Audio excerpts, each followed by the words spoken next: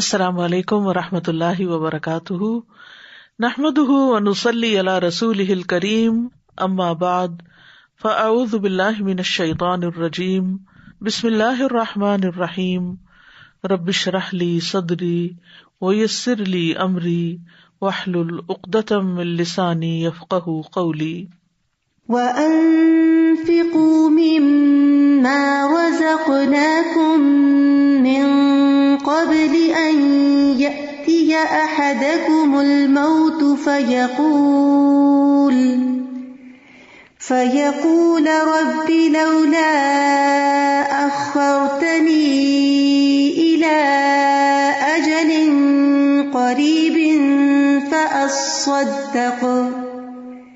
فَأَصَّدَّقَ وَأَكُن مِّنَ الصَّالِحِينَ۔ وَأَنفِقُوا مِمَّا رَزَقْنَاكُم مِّن قَبْلِ أَن يَأْتِيَ أَحَدَكُمُ الْمَوْتُ فَيَقُولَ رَبِّ لَوْلَا أَخَّرْتَنِي إِلَىٰ أَجَلٍ قَرِيبٍ فَأَصَّدَّقَ وَأَكُن مِّنَ الصَّالِحِينَ۔ اور اس میں سے خرچ کرو جو ہم نے تمہیں دیا ہے، اس سے پہلے کہ تم میں سے کسی کو موت آ جائے، پھر وہ کہے اے میرے رب، تو نے مجھے قریب مدت تک مہلت کیوں نہ دی کہ میں صدقہ کرتا اور نیک لوگوں میں سے ہو جاتا۔ اس دنیا میں انسان کے پاس جو کچھ بھی ہے وہ سب اللہ کا دیا ہوا ہے، اور اللہ ہی کا حکم ہے کہ اس کے دیے ہوئے میں سے وہ دوسروں کو بھی دے، اسے صرف اپنے آپ پر ہی خرچ نہ کرے بلکہ مخلوق کا حصہ بھی نکالے۔ جس شخص کا ضمیر زندہ ہو وہ کبھی نہیں چاہے گا کہ وہ خود تو کھا لے اور جو اس کے آس پاس ہیں وہ بھوکے رہیں۔ اس کے اپنے بچے تو تعلیم حاصل کر رہے ہوں اور عزیزوں کے بچے جاہل رہیں، اس کے پاس تو عیش و عشرت کے سامان ہو اور دوسرے لوگ بنیادی ضروریات کو بھی ترسیں۔ دین کا مطلوبہ انسان وہ ہے جو دینے والا ہو، وہ ہر حال میں اور ہر موقع پر صدقہ دینے والا بن جائے، وہ دوسروں کا خیر خواہ ہو، دوسروں کے لیے وہی پسند کرے جو اپنے لیے کرتا ہے، دوسروں کی ضرورتوں میں کام آنا، ان کو مشکل سے نکالنا، دراصل اپنے لیے خوشیوں کا سامان کرنا ہے۔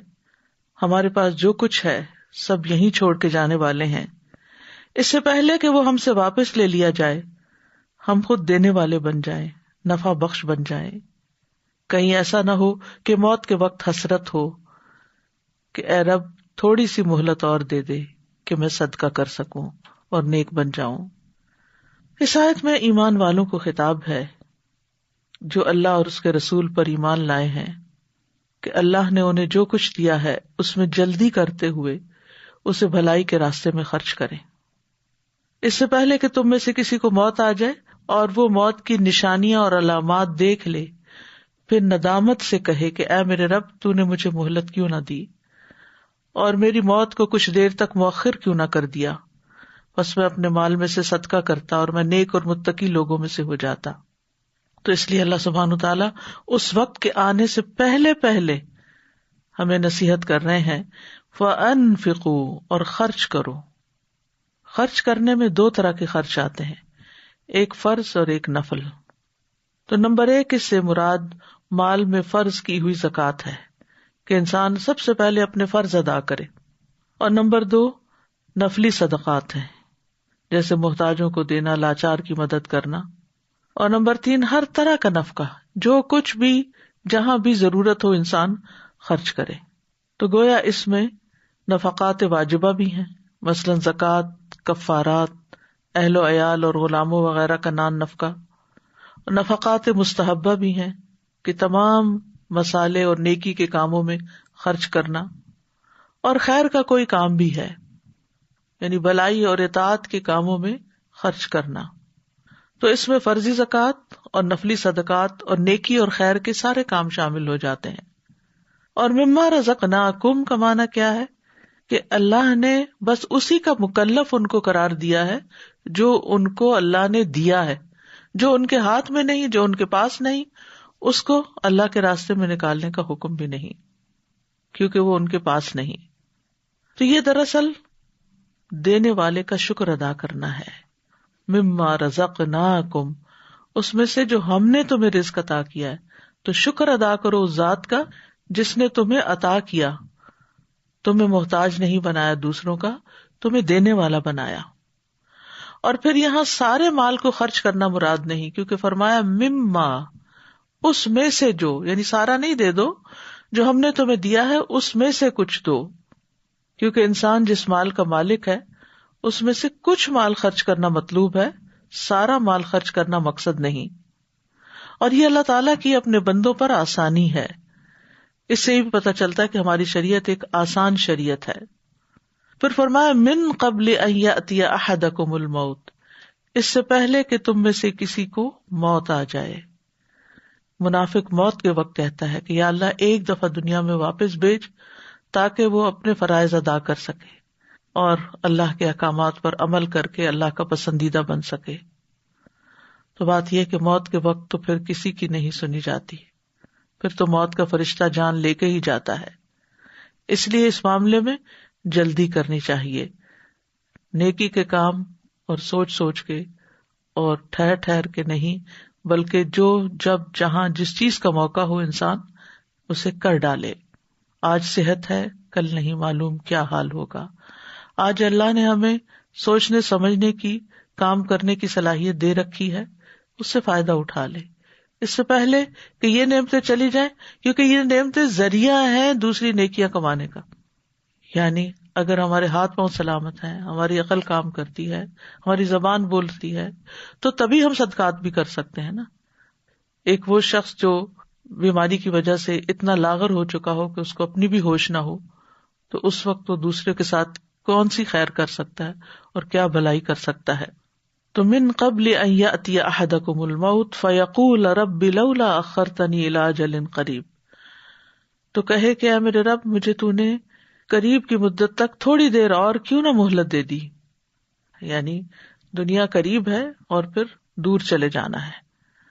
تو اس دنیا میں یعنی وہ کہتا ہے کہ اے میرے رب میں تجھ سے درخواست کرتا ہوں کہ تو لمبے عرصے کے لیے نہیں، تھوڑی مدت کے لیے میری موت کو مؤخر کر دے، تھوڑا سا چانس اور دے دے، تاکہ جو کام آج تک میں نے چھوڑے رکھے، جن سے غفلت برتی، جو مجھ سے چھوٹ گئے، وہ میں کر کے آ جاؤں.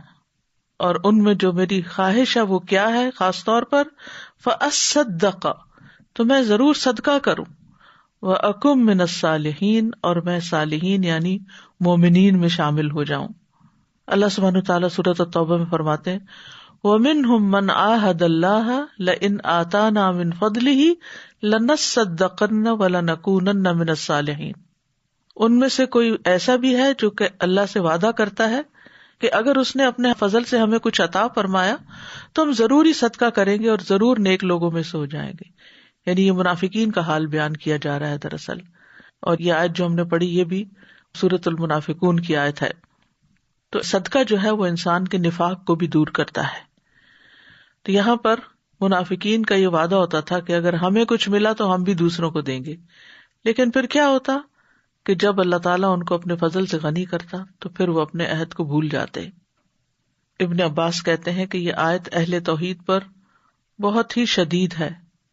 طبری کہتے ہیں اکم من الصالحین کا معنی ہے اعمل بطاعتک، کہ میں تیری اطاعت کے مطابق عمل کروں، وأؤدی فرائضک، اور تیرے فرائض ادا کروں، وقیل واحج بیتک الحرام، اور یہ بھی خواہش اور تمنا ہوگی نیک بننے میں کہ میں جا کر حج کراؤں. جب انسان کے پاس جوانی ہوتی ہے، صحت ہوتی ہے، طرح طرح کے بہانے کر کے اس فریضے کو ٹالتا رہتا ہے، لیکن موت کے وقت اس کو یاد آ جاتا ہے کہ میری بہت بڑی ذمہ داری ابھی باقی ہے. تو وہ تمنا کرتا ہے کہ کاش مجھے موقع مل جائے تو اب میں ضرور حج پہ چلا جاؤں گا. تو یہاں پر بنیادی طور پر فرائض کی ادائیگی کی التجا کرے گا. وَأَكُن مِّنَ الصَّالِحِينَ، کیونکہ جب تک کوئی اپنا فرض ادا نہیں کرتا وہ صالح نہیں کہلا سکتا.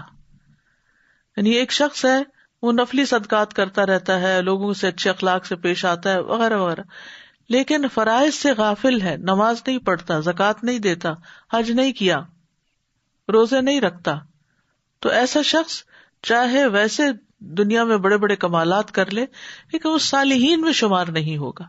صالح ہونے کی بنیادی شرط ہے، پہلی شرط ہے فرائض کا ادا کرنا.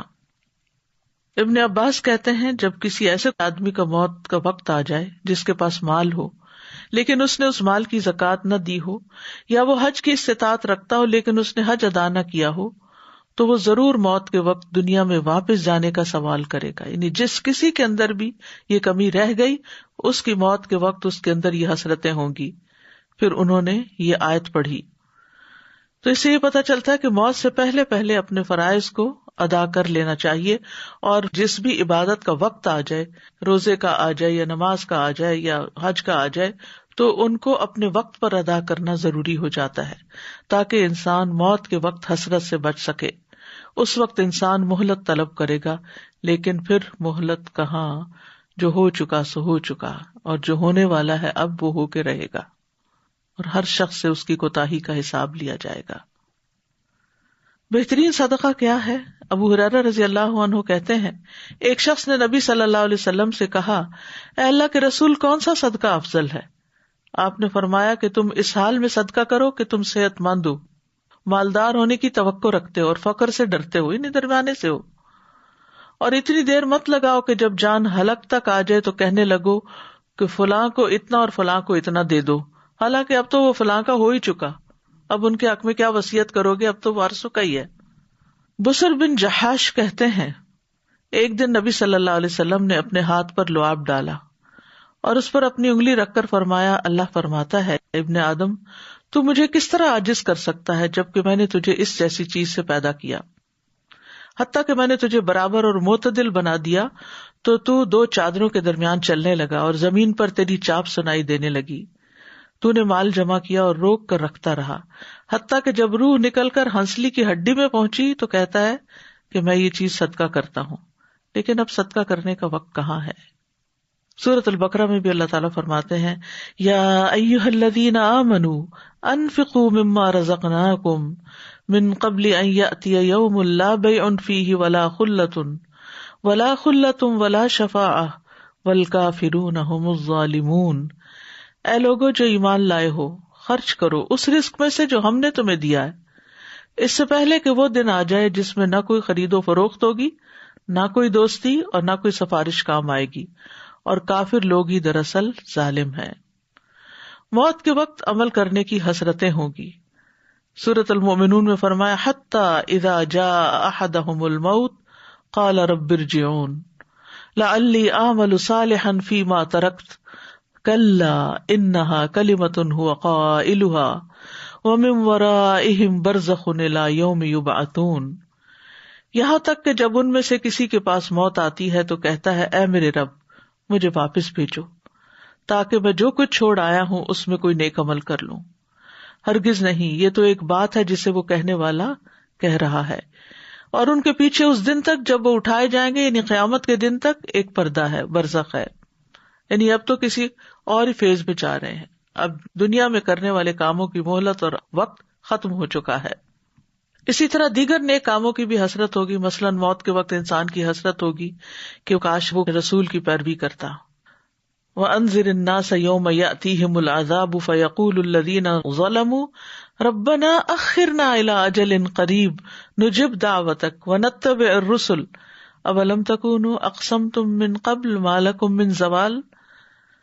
اور لوگوں کو اس دن سے ڈرائیں جب ان پر عذاب آئے گا، تو وہ لوگ جنہوں نے ظلم کیا وہ کہیں گے، اے ہمارے رب، ہمیں قریب وقت تک مہلت دے دے، ہم تیری دعوت قبول کریں اور ہم رسولوں کی پیروی کریں، تھوڑا سا وقت اور مل جائے، اب ہم سنت کا اتباع کریں گے.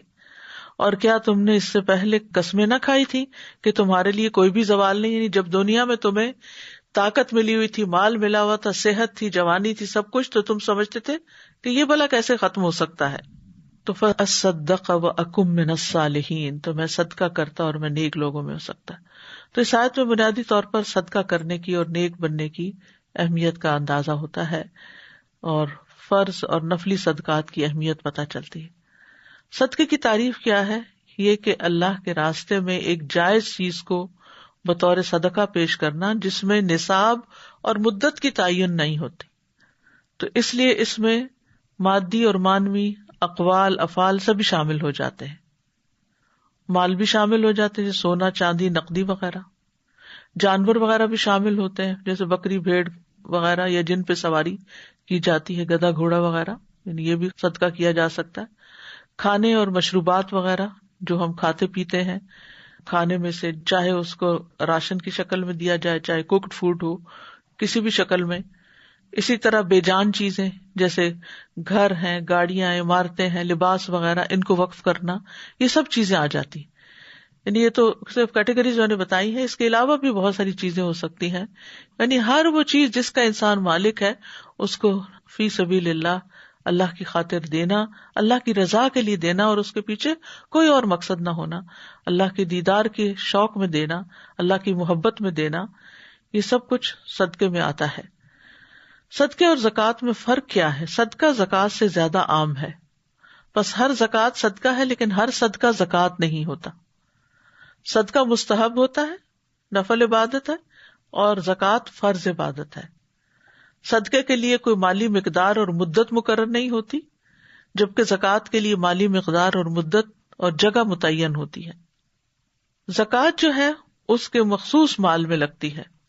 نمبر 1 جیسے سونا چاندی، جب یہ دونوں نصاب کی مقدار پر پہنچ جائیں اور ان پہ سال گزر جائے. جانور جب وہ مقرر نصاب کو پہنچے، یعنی مخصوص تعداد کو پہنچے، یعنی بھیڑ بکری اونٹ وغیرہ گائے، اور ان پر سال کی مدت گزر جائے. کھیتی کٹائی کے وقت ان میں سے زکوٰۃ نکالی جائے گی. اور زکوٰۃ کے مصارف جو ہیں وہ قرآن مجید میں بیان کر دیے گئے کہ کن کن کو دینی ہے. اور زکوٰۃ کے 3 بڑے مقاصد ہیں. ابن الجوزی کہتے ہیں کہ بیدار انسان کو چاہیے کہ وہ زکوٰۃ کا مقصد سمجھے. نمبر 1 پسندیدہ چیز کو ادا کرنے کی آزمائش. نمبر 2 تباہ کرنے والی بخیلی کی صفت سے پاک ہونا، یعنی بخل سے پاک ہونا. اور نمبر 3 مال کی نعمت کا شکر ادا کرنا. بس انسان کو چاہیے کہ وہ اس بات کو ذہن میں رکھے کہ اللہ نے اس پر انعام فرمایا ہے، حالانکہ اس کو عطا کیا گیا ہے، وہ عطا کرنے والا نہیں. یعنی بندہ جو دے رہا ہے وہ تو بس بیچ میں ایک سبب ہے، ورنہ اصل تو مال اللہ ہی کا ہے. وہ تو صرف آگے کر رہا ہے، اس کی اپنی تو کوئی چیز نہیں ہے. اگر اللہ اس کو نہ دیتا تو وہ کہاں سے لاتا؟ تو زکوٰۃ جو ہے اس کو فرض صدقہ بھی کہا گیا ہے، کیونکہ قرآن مجید میں زکوٰۃ کے لیے لفظ صدقہ بھی استعمال ہوا ہے سورۃ التوبہ میں. جیسے خذ من اموالہم صدقۃ تطہرہم وتزکیہم بہا وصلی علیہم ان صلاتک سکن لہم واللہ سمیع علیم. ان کے مالوں سے صدقہ لو، ان کو اس کے ساتھ پاک کرو اور انہیں صاف کرو اور ان کے لیے دعا کرو، بے شک آپ کی دعا ان کے لیے باعث سکون ہے، اور اللہ سب کچھ سننے والا، سب کچھ جاننے والا ہے. حدیث میں بھی زکوٰۃ کے لیے صدقہ کا لفظ استعمال ہوا ہے. آپ نے فرمایا بے شک یہ صدقات ہیں، یعنی زکوٰۃ، بے شک یہ لوگوں کے مال کا میل کچیل ہے. پھر اسی طرح زکوٰۃ جو ہے یہ اسلام کا بنیادی اور اہم حصہ ہے. نبی صلی اللہ علیہ وسلم نے فرمایا یہ کہ تم خالص اللہ کی عبادت کرو، اس کے ساتھ کسی کو شریک نہ بناؤ، نماز قائم کرو، فرض زکوٰۃ ادا کرو اور رمضان کے روزے رکھو. یہ اسلام ہے. الاسلام ان تعبد اللہ، اسلام کی وضاحت کی گئی، یعنی اس کے بغیر کسی کے اسلام کا کوئی تصور نہیں ہے. زکوٰۃ ایک اہم ذمہ داری ہے اور ایمان لانے والوں کی صفت ہے. زکوٰۃ کا ادا نہ کرنا کفر اور شرک کی علامت ہے. وویل للمشرکین الذین لا یؤتون الزکوٰۃ، مشرکین کے لیے بڑی ہلاکت ہے جو زکوٰۃ نہیں دیتے. قرآن مجید میں امہات المومنین کو بھی زکوٰۃ ادا کرنے کی تلقین کی گئی. وقرن فی بیوتکن ولا تبرجن تبرج الجاہلیۃ الاولی واقمن الصلاۃ وآتین الزکاۃ واطعن اللہ ورسولہ انما یرید اللہ لیذھب عنکم الرجس اہل البیت ویطہرکم تطہیرا. اور اپنے گھروں میں ٹکی رہو اور پہلی جاہلیت کی زینت ظاہر کرنے کی طرح زینت ظاہر نہ کرو، اور نماز قائم کرو اور زکوٰۃ ادا کرو، اور اللہ اور اس کے رسول کا حکم مانو. اللہ تو یہی چاہتا ہے کہ تم سے گندگی دور کر دے اے گھر والو، اور اللہ تمہیں پاک کر دے، خوب پاک کرنا. زکوٰۃ دراصل ایمان والوں کے مال میں دوسروں کا حق ہے، یعنی اللہ نے اس کو حق قرار دیا. والذین فی اموالہم حق معلوم للسائل والمحروم، اور جن کے مالوں میں ایک مقرر حصہ زکوٰۃ ہی کا ہے، باقی مقرر نہیں ہے، سوال کرنے والے کے لیے اور جسے نہیں دیا جاتا، یعنی دونوں پہ زکوٰۃ آتی ہے جو مستحق ہوتے ہیں. قیامت کے دن انسان سے جہاں نماز کا حساب لیا جائے گا وہاں زکوٰۃ کے بارے میں بھی پوچھا جائے گا، اور پھر دیگر اعمال کا حساب ہوگا. رسول اللہ صلی اللہ علیہ وسلم نے فرمایا سب سے پہلے جس چیز کا بندے سے حساب لیا جائے گا وہ اس کی نماز ہوگی. اگر اس نے اسے مکمل ادا کیا ہوگا تو وہ مکمل لکھ دی جائے گی، اور اگر اس نے اسے مکمل ادا نہیں کیا تو اللہ تعالیٰ فرمائیں گے دیکھو میرے بندے کے پاس کچھ نوافل ہیں کہ ان کے ذریعے فرائض کی تکمیل کر سکوں. پھر یہی معاملہ زکوٰۃ کے ساتھ ہوگا اور دیگر اعمال کا بھی اسی طرح حساب ہوگا. یعنی ہمارے اعمال کی دو بڑی قسمیں، ایک فرض ہے اور ایک نفل ہے. فرض کے بارے میں حساب ہوگا، اور اگر فرض میں کوئی کمی بیشی رہ گئی تو وہ نفل سے پوری ہوگی. تو اس لیے نوافل کا بھی اہتمام کرنا چاہیے، ایسا نہ ہو کہ فرض میں کمی پھر پوری نہ ہو سکے اور اس پر کچھ پکڑ نہ ہو. پھر یہ ہے کہ جو لوگ زکوٰۃ نہیں دیتے قیامت کے دن عذاب کے مستحق ہوں گے. جانور ہوں گے تو گردن پہ سوار ہو جائیں گے، سونا چاندی ہوگا تو وہ گلے کا طوق بن جائے گا، اور اسی طرح بغیر زکوٰۃ والی دولت کو جہنم سے تپا کر اسی سے جسموں کو داغا جائے گا، جس کا ذکر سورۃ التوبہ میں ملتا ہے. ایک ایک سکے سے عذاب دینے کے لیے جسم کو بڑا کر دیا جائے گا. عبداللہ بن مسعود رضی اللہ عنہ روایت کرتے ہیں قیامت کے دن آدمی کو اس طرح نہیں داغا جائے گا کہ درہم درہم کو چھوئے یا دینار دینار کو چھوئے، یعنی ڈھیر لا کے نہیں رکھا جائے گا، بلکہ اس کی جلد کو اتنا اسٹریچ کر دیا جائے گا حتیٰ کہ درہم اور دینار کو الگ الگ رکھا جا سکے، یعنی تپا کے ان کے اوپر. یعنی ہر درہم، ہر دینار، ہر کوائن جو ہے وہ اسکن کے الگ حصے پر ہوگا، کیونکہ انسان کا سائز بہت بڑا ہو جائے گا. اسی طرح جس زیور کا حق ادا نہ ہو وہ آگ کا زیور ہے. اسماء بنت یزید کہتی ہیں میں اور میری خالہ نبی صلی اللہ علیہ وسلم کی خدمت میں حاضر ہوئیں. ہم نے سونے کے کنگن پہن رکھے تھے. آپ نے فرمایا کیا تم دونوں اس کی زکوٰۃ دیتی ہو؟ ہم نے کہا نہیں. آپ نے فرمایا کیا تم اس بات سے نہیں ڈرتی کہ اللہ تمہیں آگ کے کنگن پہنائے؟ ان کی زکوٰۃ ادا کرو. ایک اور روایت ہے مسند احمد کی، عمرو بن شعیب اپنے والد سے اور وہ اپنے دادا سے روایت کرتے ہیں. وہ کہتے ہیں کہ نبی صلی اللہ علیہ وسلم کی خدمت میں ایک مرتبہ دو عورتیں آئیں جن کے ہاتھوں میں سونے کے کنگن تھے. تو رسول اللہ صلی اللہ علیہ وسلم نے فرمایا کیا تم دونوں اس بات کو پسند کرتی ہو کہ اللہ تمہیں قیامت کے دن آگ کے کنگن پہنائے؟ وہ کہنے لگی نہیں. آپ نے فرمایا پھر یہ تمہارے ہاتھوں میں جو کنگن ہے ان کا حق ادا کر دو. تو یوں محسوس ہوتا ہے یہ اوپر والی روایت ہے جس کی تائید دوسری سورس سے بھی ہو رہی ہے، اور ہو سکتا ہے کہ دو اور خواتین ہوں. بہرحال زکوٰۃ دینے کے فائدے بھی ہیں، صرف فرضی ادا نہیں ہوتا بلکہ دنیا میں بھی اس سے فائدہ ملتا ہے اور آخرت میں بھی. قیامت کے دن ہر قسم کے خوف اور غم سے نجات کا باعث ہوگا. ان الذین آمنوا وعملوا الصالحات واقاموا الصلاۃ وآتوا الزکاۃ لہم اجرہم عند ربہم ولا خوف علیہم ولا ہم یحزنون. بے شک جو لوگ ایمان لائے اور انہوں نے نیک اعمال کیے اور نماز قائم کی اور زکوٰۃ دی، ان کے لیے ان کا اجر ان کے رب کے پاس ہے اور ان پر نہ کوئی خوف ہے اور نہ وہ غمگین ہوں گے. پھر قیامت کے دن وہ صدیقین شہداء کے ساتھ ہوں گے. آپ نے فرمایا جو شخص نمازیں پڑھتا ہو اور رمضان کے روزے رکھتا ہو، قیام کرتا ہو اور زکوٰۃ دیتا ہو، تو جو شخص ان اعمال پر فوت ہوا وہ صدیقین اور شہداء میں سے ہے. پھر زکوٰۃ کی ادائیگی جو ہے وہ جنت کے قریب اور جہنم سے دور کرنے کا ذریعہ بھی ہے. ایمان کے ساتھ زکوٰۃ ادا کی جائے تو اس عمل کا بدلہ جنت ہے. جنت کے 8 دروازوں سے داخلے کی خوشخبری ہے اس شخص کے لیے جو دیگر اعمال کے ساتھ اپنی زکوٰۃ بھی ادا کرتا ہے. زکوٰۃ کے علاوہ دوسری طرف نفلی صدقات ہیں. نفلی صدقات سے مراد کیا ہے کہ انسان مقرر نہیں بلکہ زائد از ضرورت مال میں سے خرچ کرے. وَيَسْأَلُونَكَ مَاذَا يُنْفِقُونَ قُلِ الْعَفْوَ كَذَلِكَ يُبَيِّنُ اللَّهُ لَكُمُ الْآيَاتِ لَعَلَّكُمْ تَتَفَكَّرُونَ. اور وہ تجھ سے پوچھتے ہیں کیا چیزیں خرچ کریں، کہہ دیجئے جو بہترین ہو یا جو ضرورت سے زائد ہو. عفو کا ایک معنی یہ بھی کیا گیا ہے. عفو کا معنی پھلنا پھولنا بھی ہوتا ہے نا. اس طرح اللہ تمہارے لیے کھول کر آیات بیان کرتا ہے تاکہ تم غور و فکر کرو. یاد رکھیے کہ زکوٰۃ کے علاوہ بھی ہمارے مالوں میں لوگوں کا حق ہے. اسی لیے نبی صلی اللہ علیہ وسلم نے فرمایا علی کل مسلم صدقہ، صدقہ تو ہر مسلمان پر ہے، چاہے صاحب نصاب ہے یا نہیں، زکوٰۃ دینے والا ہے یا نہیں، امیر ہے یا غریب ہے یا فقیر ہے، کچھ بھی ہے، ہر ایک کو کچھ نہ کچھ ضرور نکالنا چاہیے. یعنی بعض لوگ صرف لینے والے اینڈ پر ہوتے ہیں، وہ دیتے نہیں ہیں، جبکہ علی کل مسلم صدقہ، ہر مسلمان پہ صدقہ ہے. پھر اسی طرح ہر روز صدقہ کرنا چاہیے. ہر دن جس میں سورج طلوع ہوتا ہے انسان کے ہر جوڑ پہ صدقہ لازم ہو جاتا ہے. نبی صلی اللہ علیہ وسلم نے فرمایا ہر روز بنی آدم کے اعضاء میں سے ہر عضو پر صدقہ ہوتا ہے. صحیح مسلم میں بھی یہ بات آئی ہے اور سلسلہ صحیحہ میں بھی. یہ انسان کی جان کا فدیہ ہوتا ہے. حارث اشعری کہتے ہیں اللہ کے نبی صلی اللہ علیہ وسلم نے فرمایا بے شک اللہ عز و جل نے یحییٰ بن زکریا علیہ السلام کو 5 باتوں کے متعلق حکم دیا کہ ان پر خود بھی عمل کرے اور بنی اسرائیل کو بھی ان پر عمل کرنے کا حکم دے. ان میں سے ایک یہ ہے کہ میں تمہیں صدقہ کرنے کا حکم دیتا ہوں، کیونکہ اس کی مثال اس شخص کی سی ہے جسے دشمن نے قید کر کے اس کے ہاتھ گردن سے باندھ دیے ہوں، یعنی جکڑا پکڑا ہوا ہوتا ہے انسان، پھر اسے قتل کرنے کے لیے لے چلے اور وہ ان سے کہے کیا تم میری جان کا فدیہ وصول کرنے کے لیے تیار ہو؟ پھر وہ تھوڑے اور زیادہ کے ذریعے جس طرح بھی بن پڑے اپنی جان کا فدیہ پیش کرنے لگے یہاں تک کہ اپنے آپ کو چھڑا لے. تو اس سے یہ پتہ چلتا ہے کہ صدقہ جو ہے وہ انسان کو آخرت میں جہنم کی قید سے چھڑانے کا ذریعہ ہے.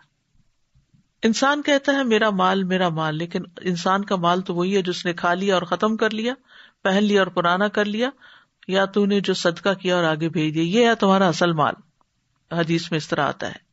حسن بصری سے مروی ہے، وہ کہتے ہیں کہ احنف نے ایک آدمی کے ہاتھ میں 1 درہم دیکھا تو انہوں نے کہا یہ کس کا ہے؟ اس نے کہا یہ میرا ہے. انہوں نے کہا یہ اس وقت تک تمہارا درہم نہیں ہے جب تک تم اسے اجر و ثواب کے کام میں یا شکر حاصل کرنے کے لیے خرچ نہ کرو. یعنی یہ تم سمجھتے یہ میرا ہے، نہیں، یہ ابھی نہیں تمہارا، جب تم اسے دے ڈالو گے تو تمہارا ہو جائے گا، پھر یہ تمہیں فائدہ پہنچائے گا. پھر انہوں نے یہ شعر پڑھا، اگر تم مال کو سنبھال کر رکھو گے تو تم مال کے لیے ہو، اور جب تم مال کو خرچ کر دو گے تو وہ مال تمہارے لیے ہوگا. یعنی تمہیں مال اسی وقت فائدہ دے گا جب تم اس کو خرچ کر ڈالو گے. دنیاوی اعتبار سے بھی آپ دیکھیں کہ اگر صرف بینک میں پیسے رکھے ہوئے یا آپ کے بیگ میں پیسے رکھے ہوئے تو آپ کو کوئی فائدہ نہیں دے رہے، they are just staying their.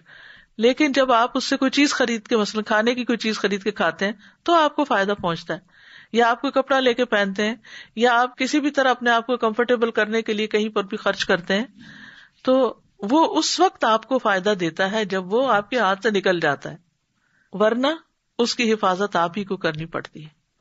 اور آخرت کے اعتبار سے بھی جب یہ ہمارے ہاتھ سے نکل کر ہم سے پہلے آگے پہنچا ہوا ہوگا تو پھر ہمارے لیے آسانی کا ذریعہ بنے گا.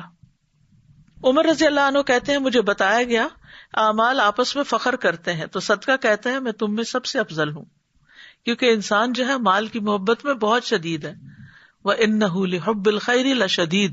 تو جس چیز کی محبت جتنی زیادہ ہو پھر اس کو اپنے سے جدا کرنا اتنا ہی اجر و ثواب کا باعث بن جاتا ہے.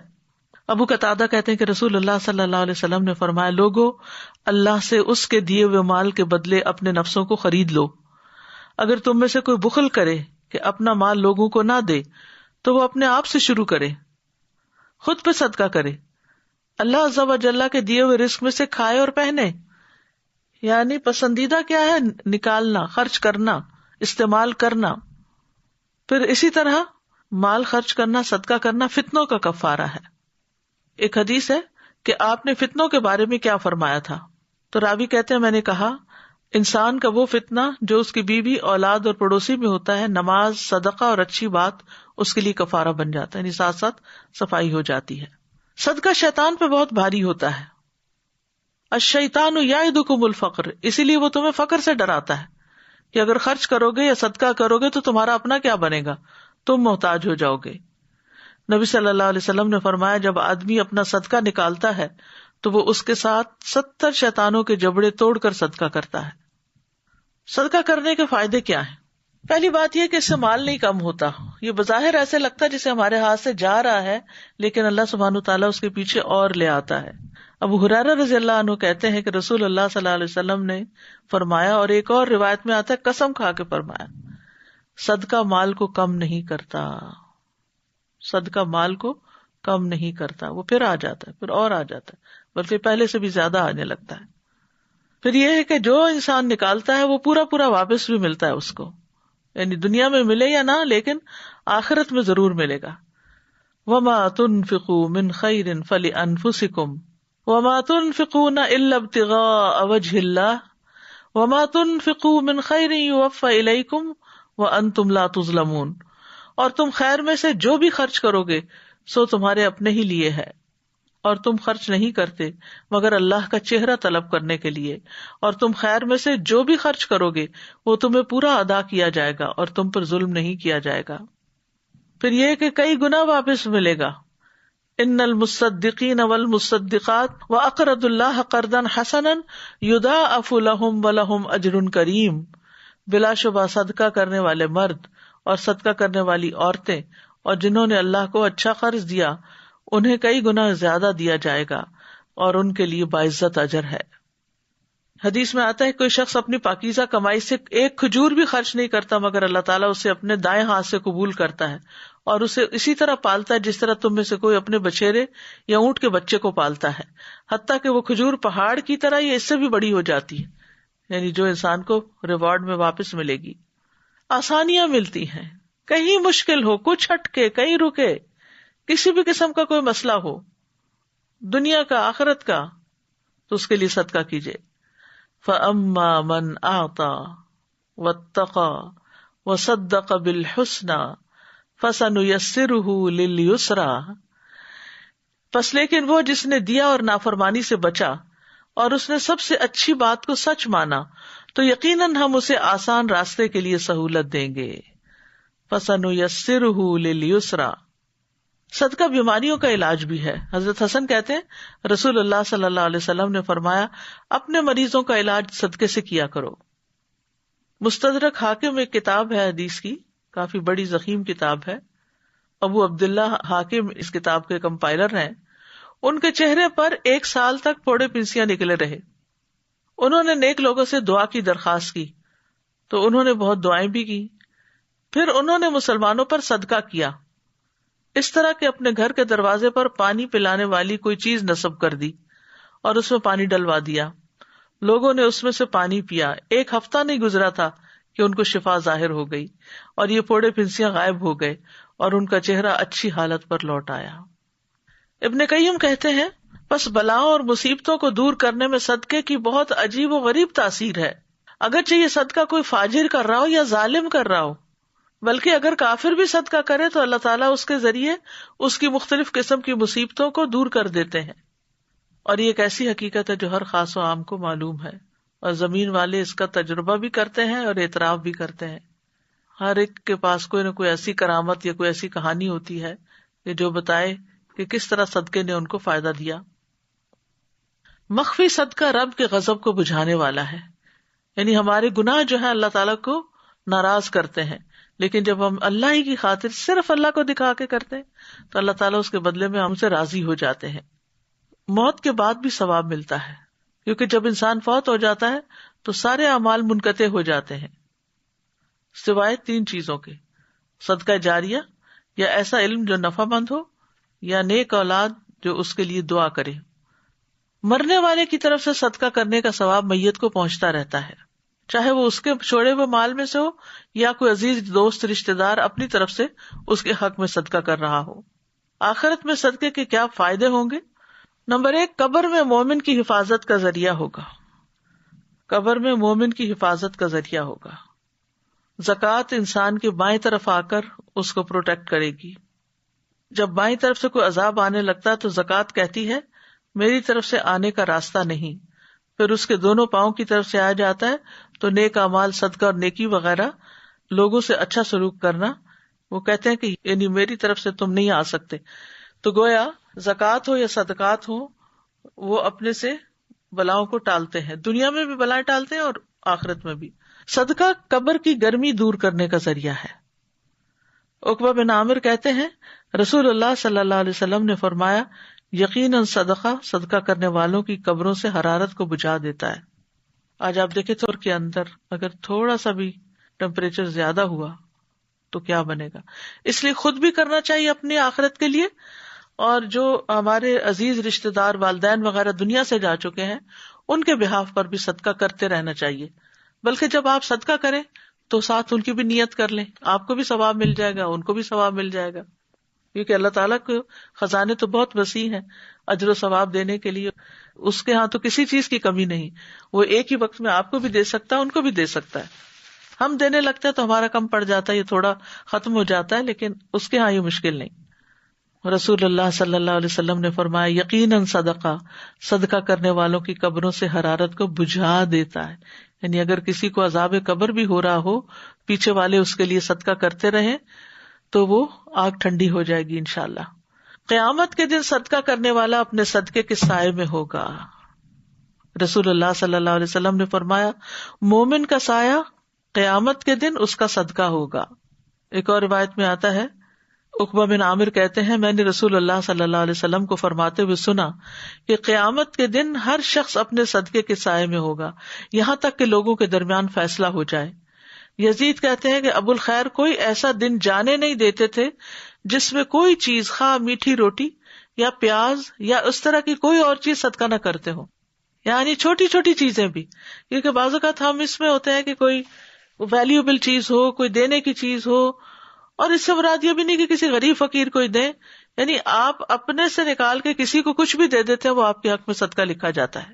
کیونکہ حدیث میں آتا ہے کہ اپنے اوپر بھی صدقہ کریں. اگر خود بھی اس نیت سے کچھ کھا پی لیتے ہیں، کوئی نہیں ملا دینے کے لیے، تو وہ بھی ایک طرح سے صدقہ ہو جائے گا. کیونکہ اللہ سبحانہ وتعالیٰ ہمارا بخل دور کرنا چاہتے ہیں، اور بخل بدترین خصلت ہے کہ جس کی وجہ سے انسانوں کے تعلقات بھی خراب ہوتے ہیں اور انسان خود بھی خسارے میں رہتا ہے. پھر گناہوں کی معافی کا ذریعہ ہے. ان تبدوا الصدقات فنعما ہی وان تخفوها وتؤتوها الفقراء فهو خير لكم ويكفر عنكم من سيئاتكم والله بما تعملون خبير. اگر تم اپنے صدقات کو ظاہر کرو تو بھی اچھا ہے، لیکن اگر خفیہ طور پر فقراء کو دو تو یہ تمہارے لیے زیادہ بہتر ہے. ایسے صدقات تم سے تمہاری بہت سی برائیاں دور کر دیں گے، یعنی تمہارے گناہ مٹ جائیں گے، اور جو عمل تم کرتے ہو اللہ ان سے پوری طرح باخبر ہے. رسول اللہ صلی اللہ علیہ وسلم کعب بن عجرہ سے فرما رہے تھے، اے کعب بن عجرہ، صدقہ گناہوں کو اس طرح مٹاتا ہے جیسے پانی آگ کو مٹا دیتا ہے. صدقہ جنت میں لے جانے کا باعث ہے. نبی صلی اللہ علیہ وسلم نے فرمایا جو شخص اللہ کا چہرہ چاہنے کے لیے صدقہ کرے اور اسی پر اس کا اختتام ہو تو وہ جنت میں داخل ہوگا. صدقہ کا اجر جنت کے دروازے پر لکھا ہوا ہے. صدقہ میں کیا کیا شامل ہے؟ وسیع مفہوم ہے صدقے کا. مال تو ہے ہی، لیکن ہمارے دین میں بڑی وسعت ہے، بہت فراخی ہے. نبی صلی اللہ علیہ وسلم نے فرمایا کل معروف صدقہ، ہر اچھا کام اچھی بات صدقہ ہے. ایک اور جگہ پر آتا ہے الکلمۃ الطیبۃ صدقہ، اچھی بات بھی صدقہ ہے. کوئی اچھی بات کسی سے آپ شیئر کرتے ہیں گویا آپ صدقہ کر رہے ہیں. اپنے بھائی کی کسی بھی طرح کی مدد صدقہ ہے. آپ نے فرمایا تمہارا اپنے بھائی کو دیکھ کر مسکرانا بھی تمہارے لیے صدقہ ہے. نیکی کا حکم دینا، برائی سے روکنا صدقہ ہے. کسی بھولے بھٹکے کو رستہ بتانا تمہارے لیے صدقہ ہے. تمہارا نابینا کے ساتھ چلنا تمہارے لیے صدقہ ہے. راستے سے پتھر، کانٹا یا ہڈی وغیرہ ہٹا دینا بھی تمہارے لیے صدقہ ہے. اور اپنے ڈول سے دوسرے کے ڈول میں پانی ڈالنا بھی تمہارے لیے صدقہ ہے. پھر تسبیحات ہیں. ابو ذر کہتے ہیں نبی صلی اللہ علیہ وسلم نے فرمایا تم میں سے ہر ایک اس پر صبح کے وقت صدقہ لازم ہو جاتا ہے. میں نے کہا اللہ کے رسول میں کیسے کروں جبکہ میرے پاس تو مال ہی نہیں؟ آپ نے فرمایا سبحان اللہ، الحمدللہ، لا الہ الا اللہ، استغفر اللہ کہنا صدقے کے دروازے ہیں. امر بالمعروف اور نہی عن المنکر صدقہ ہے. لوگوں کے راستے سے کانٹا ہڈی پتھر ہٹا دو صدقہ ہے. نابینا کو راستہ دکھا دو صدقہ ہے. گونگے بہرے کو بات سنا دو، انہیں سمجھا دو اچھی طرح، بھی صدقہ ہے. کسی ضرورت مند کو اس جگہ کی رہنمائی کر دو جہاں سے اس کی ضروریات پوری ہونے کا تمہیں علم ہے. اپنی پنڈلیوں سے دوڑ کر کسی مظلوم اور فریاد رس کی مدد کرو. یعنی کوئی شخص گر پڑا ہے، کوئی شخص تکلیف میں ہے اور آپ دور ہیں تو دوڑ کے آپ جاتے ہیں اس کی مدد کے لیے، یہ بھی صدقہ ہے. گونگے بہرے کو بات سمجھا دو، یہ بھی صدقہ ہے. اور پھر اپنے ہاتھوں کی طاقت سے کسی کمزور کو بلند کر دو. یہ سب تمہاری طرف سے اپنی ذات پر صدقے کے دروازے ہیں. بلکہ تمہارا اپنی بیوی سے مباشرت کرنا بھی ثواب کا باعث ہے. اللہ کے بندوں کو سلام کرنا بھی صدقہ ہے. یہ مسند احمد کی روایت ہے. پانی کا ایک گھونٹ پلانا بھی صدقہ ہے. معمولی چیزیں، رسی، تسمہ وغیرہ کسی کو دے دینا بھی صدقہ ہے. پھر اسی طرح کسی کی وحشت اور تنہائی دور کرنا بھی صدقہ ہے. گھر والوں سے انس و محبت رکھنا بھی صدقہ ہے. ہر تسبیح صدقہ، ہر تکبیر صدقہ، ہر تحمید صدقہ، ہر تحلیل صدقہ. نیکی کا حکم دینا صدقہ، برائی سے منع کرنا صدقہ. پھر یہ ہے کہ انسان گھر والوں کے ساتھ بھلائی کرنا کبھی نہ بھولے. گھر والوں پر خرچ کرنا وہ بھی صدقہ ہے. گھر والوں اور خادم کو کھلانا بھی صدقہ ہے. اپنی بیوی کو پانی پلانا بھی صدقہ ہے. شجرکاری میں حصہ لینا بھی صدقہ ہے. قرض دینا بھی صدقہ ہے. 2 لوگوں کے درمیان صلح کروا دینا بھی صدقہ ہے. اپنے شر سے دوسروں کو بچانا بھی صدقہ ہے. سب سے افضل صدقہ کون سا ہے؟ جو انسان گھر والوں پہ کرتا ہے. اللہ کے راستے میں کوئی خیمہ یا کوئی خادم دیتا ہے. تندرستی اور حالت غنا میں کیا ہوا صدقہ ہے. ایسا صدقہ جس کے بعد آدمی مالدار رہے. بہرحال صدقے کے لیے کچھ شرائط بھی ہیں. نمبر 1، صدقہ حرام مال سے نہ کیا گیا ہو. قل لا يستوي الخبيث والطيب ولو اعجبك كثرة الخبيث، کہہ دیجیے ناپاک اور پاک برابر نہیں، خواہ ناپاک کی کثرت تجھے تعجب میں ڈالے. پھر خالص اللہ کی رضا کے لیے دیا ہوا صدقہ سب سے افضل ہے. ریاکاری اور احسان نہ جتلایا جائے. سلف صالحین خوش دلی سے صدقہ کیا کرتے تھے. جیسے کسی سائل کو دروازے پہ دیکھتے تو ایک دم کھل اٹھتے کہ کوئی لینے کے لیے آیا، نیکی کا موقع دینے آیا. وہ کہتے مرحبا اس آدمی کو جو میرے گناہ دھونے آیا. ایسے صدقہ کرنا چاہیے کہ دایاں ہاتھ دے تو بائیں کو پتہ بھی نہ چلے کیا کیا دائیں نے. یعنی چھپا ہوا صدقہ زیادہ پسندیدہ ہے. بغیر گن صدقہ کرنا، کھیتوں، باغوں اور دیگر اسی قسم کی چیزوں سے غرباء اور فقراء کو لینے دینا. اللہ سے اچھی دعا کرنا، اللہم انی اسألک الہدی والتقی والعفاف والغنی. اے اللہ میں تجھ سے دعا کرتا ہوں کہ مجھے ہدایت عطا کر، تقوی اور پاک دامنی اور غنا عطا فرما. پھر حسن خاتمہ کی دعا کرنا. اور کرنے کے کاموں میں یہ ہے کہ اپنے آپ کو عادت ڈالیں کہ انسان صدقہ کرے، کہ کھجور کا ٹکڑا ہی کیوں نہ ہو. اپنے ہاتھ سے محنت کر کے کچھ صدقہ کر دیں. جو بھی وسائل یا صلاحیتیں اللہ نے آپ کو دیے ہیں ان کو استعمال کر کے نیکی کمائیں. جو چیز بھی پاس ہو اس میں سے صدقہ کر دیں. عورتیں کھانا پکانے میں صدقہ کریں. پھر اسی طرح دنیا کی بجائے آخرت کے مقابلے میں دوسروں سے مقابلہ کریں. ایسے لوگوں کو ڈھونڈیں جو آپ سے زیادہ صدقہ کرتے ہیں. پھر دیکھیں کہ وہ کس کس چیز میں کرتے ہیں، کیونکہ ہر دور کی ضروریات مختلف ہو جاتی ہیں. اللہ تعالی ہمیں عمل کرنے کی توفیق عطا فرمائے. وآخر دعوانا ان الحمد للہ رب العالمین. سبحانک اللہم وبحمدک اشہد ان لا الہ الا انت استغفرک واتوب الیک. السلام علیکم ورحمۃ اللہ وبرکاتہ.